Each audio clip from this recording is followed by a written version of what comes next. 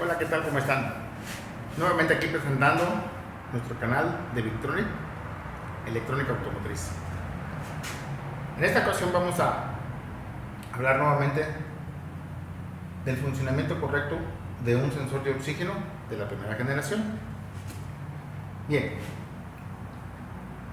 este sensor va a ser el encargado de informarle a la computadora mediante un voltaje que va a generar el propio sensor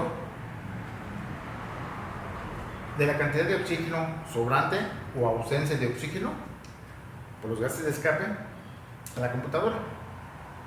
Bien, ¿cómo hace esto? El sensor de oxígeno está compuesto de dos elementos químicos, que es el circonio y el platino. Estos elementos, con los gases calientes del escape, donde vamos a tener los CO, los HC, los gases NOx y pequeñas partículas de oxígeno, va a generar una reacción química y nos va a producir o transformar un pequeño voltaje de 0 a 1 volt. Viendo esta pequeña gráfica, la operación correcta de funcionamiento del sensor de oxígeno oscilaría generándonos un pequeño voltaje de 100 milivolts a 900 milivolts. El umbral, ¿cuál sería? La mitad, 450 milivolts. Bien, si lo vemos en un osciloscopio con un multímetro, veríamos que sube, baja, sube, baja, sube y baja. Y precisamente cuando cruza por este umbral de 450 milivolts es cuando se genera la estequiometría o la mezcla ideal de 14.7 partes de aire por una combustible. Bien, esta sería la operación correcta siempre y cuando todo el sistema electrónico esté dentro de lo normal. Bien, nos vamos a encontrar con sensores de oxígeno de un solo cable, donde solo un cable salía para llevar la señal a la computadora y de la propia cuerda del escape tomaba la tierra. El sensor número 2, dos cables de igual, salía un cable a la computadora y salía otro cable que se agarraba de tierra física y con eso cerraba el circuito. El funcionamiento era el mismo. También nos vamos a encontrar con sensores de oxígeno precalentados de 3 y 4 cables. Bien, estos sensores funcionaban de la misma manera en cuanto a la señal, únicamente con la ventaja de que al traer una resistencia calefactora ambos, su temperatura la lograban más rápido porque la resistencia calentaba el propio sensor, no esperaba que los gases de escape calentaran el sensor. Entonces esa era una respuesta mucho más rápida. ¿Para qué nos servía esta respuesta?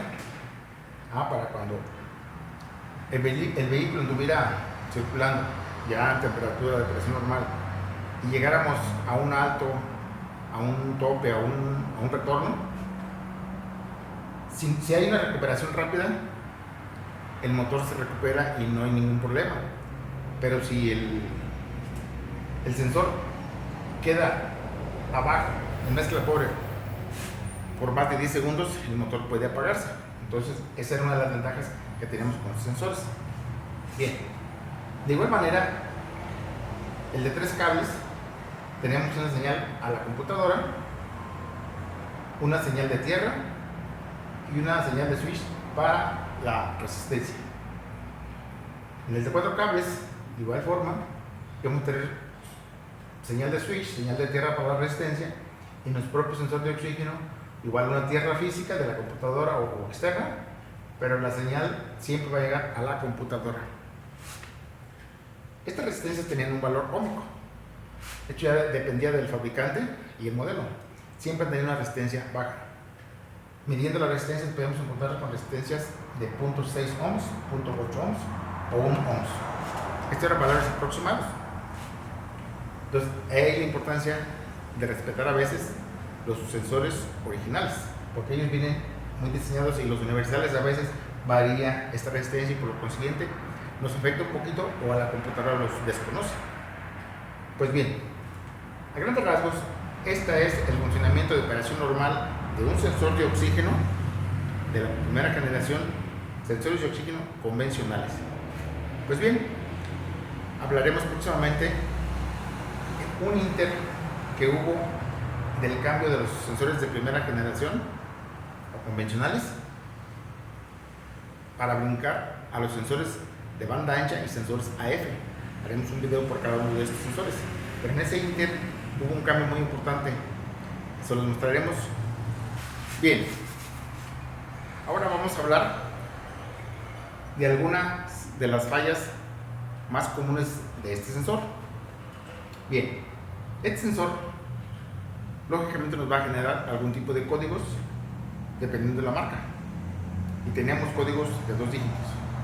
Una de las fallas principales de este sensor era de que el sensor se podía quedar abajo de los 450 milivolts en una señal casi rectilínea. Entonces eso nos generaba un problema. Ahora lo opuesto, la señal del sensor se quedaba arriba de los 450 milivolts en una señal de igual forma. Entonces esto causaba mucha confusión con los primeros técnicos y mecánicos. Al ver esto, o arriba o hacia abajo, reemplazaban este sensor,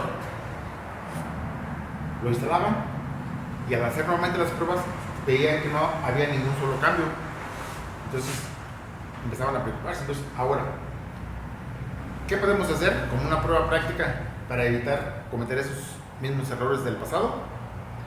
Pues si tenemos nuestra señal en una mezcla pobre, lo que debemos hacer, lo podemos hacer sin problema, es aplicar un poco de combustible al cuerpo de aceleración, ya sea gas, ya sea carbonclín o un poco de gasolina. Y si la señal se incrementa a rico, eso significa que nuestro sensor de oxígeno está en buenas condiciones. ¿Estamos de acuerdo? Ahora lo opuesto, pensemos que nuestra señal está en mezcla rica. Entonces aquí lo que vamos a hacer de manera intencional como prueba solamente es desconectar una manguera de vacío. Entonces al entrar una cantidad de aire extra que no es medido, automáticamente la señal se cae a pobre. ¿Esto qué significa? Que nuestro sensor está en buenas condiciones, no lo podemos cambiar, ni lo debemos cambiar. Entonces, ahora sí, lo que debemos hacer es buscar cuál es la causa, que hay un sinnúmero de causas, ya sea de mezcla rica o de mezcla pobre. Entonces, esas son pruebas prácticas que nos han funcionado durante muchos años. Esperamos compartirlas y que les sean de mucha utilidad. Perfecto, saludos.